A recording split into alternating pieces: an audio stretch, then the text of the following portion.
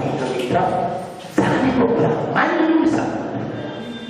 त्यही भएर विचार गर्दा सफलताको एउटा हिसाब पढ, जानेको कुरा लाग्नुपर्छ। तिमी संसारको सफल मान्छे भन्ने एउटा हो। हजारौं किताब पढ्छौ तर भन्दैन। यस्तै कुरा एकचोटि टिचरले पुरा मजाले सिकाउनु भएछ, बाबु कहिल्यै पनि तिमीले माछा र रक्सी नखानु भनेर सिकाउनु हुन्छ सर।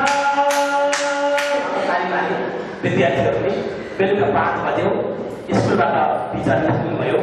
त्यही टिचर गएर बसेर भर्तीमा माछा र रक्सी खाँदै हुन्छ। एउटा सानो बच्चालाई सुक्ता लागेको छ। होइन आज बिहान सरले माछा र रक्सी नखाने भन्नुभएको थियो, आज त आफै खान जानुपर्छ सोध्नु पर्यो भनेर गएर सोधेछ। सर तपाईँले बिहान नखाने भनेको अहिले किन यो माछा र रक्सी खानुहुन्छ? अरे बाबु तिमीले पढाएको बुझ्दैनछ। मैले त किताब र कापीको नखाने भनेको, यो प्लेट र गिलासको त खाना हुन्छ। अर्थ यसरी लगाइसकेको। त्यस कारणले गर्दा तपाईँले कुन दृष्टिकोणबाट बताए बनाउँदैछ? हामीले गर्ने कुरा पनि, हामीले जान्ने कुरालाई नपरे हाम्रो व्यावहारिक कुरा तपाईँले थाहा छ। नर्सरी एलकेजी युकेजीमा पढ्ने विद्यार्थीहरूको बाहिरपट्टि प्रायः ल्याएको हुन्छ। भित्र चप्पल लगाउन दिँदैन होइन। बच्चा आउँछ जुत्ता निकाल्छ ऱ्याकमा राख्छ, बच्चा आउँछ जुत्ता निकाल्छ ऱ्याकमा आउँछ। तर जुन टिचर आउनुहुन्छ जुत्ता निकालेर कारा हुन्छ, डोरमा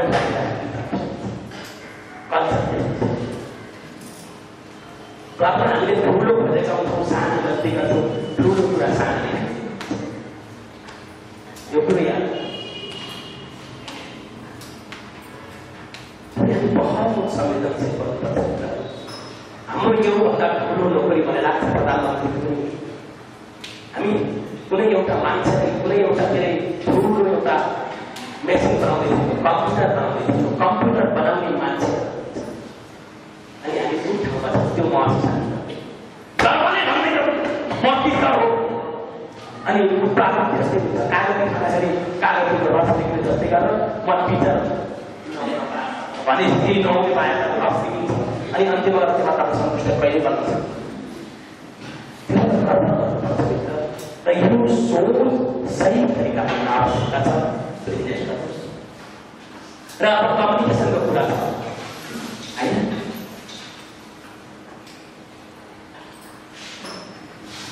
आदरणीय स्कुलका प्रिन्सिपलज्यू, डाक्टर सर, सम्पूर्ण सरप्रति म विधिको तर्फबाट सबैलाई नमस्कार। आज मैले तपाईँहरूलाई माइन्ड पावरको प्रोग्राम दिएर आएको छु। माइन्ड पावर मन भनेको तपाईँले सबैले थाहा छ। वास्तवमा भन्ने तपाईँले अब माइन्ड सम्बन्धी अधिक मैले यस्तै गर्दा 1 घन्टा भन्ने तर कस्तो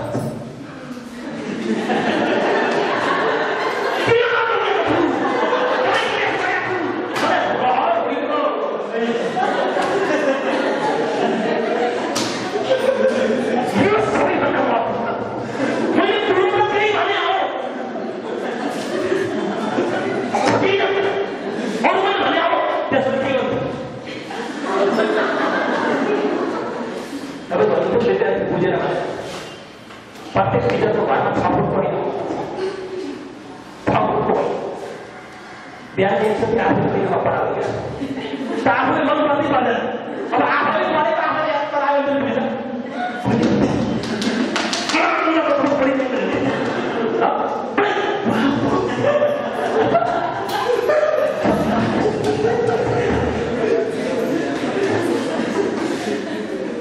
यसको लागि हामी यदि गऱ्यौँ भने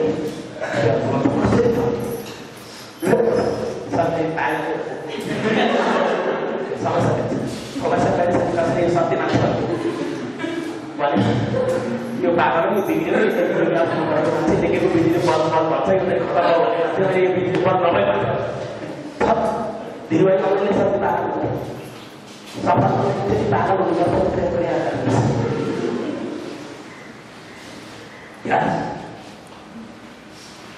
त्यसको लागि आफूले कुरा विद्यार्थीले बुझेकै बुझेर भनेर त्यो माइन्ड कम्युनिकेसन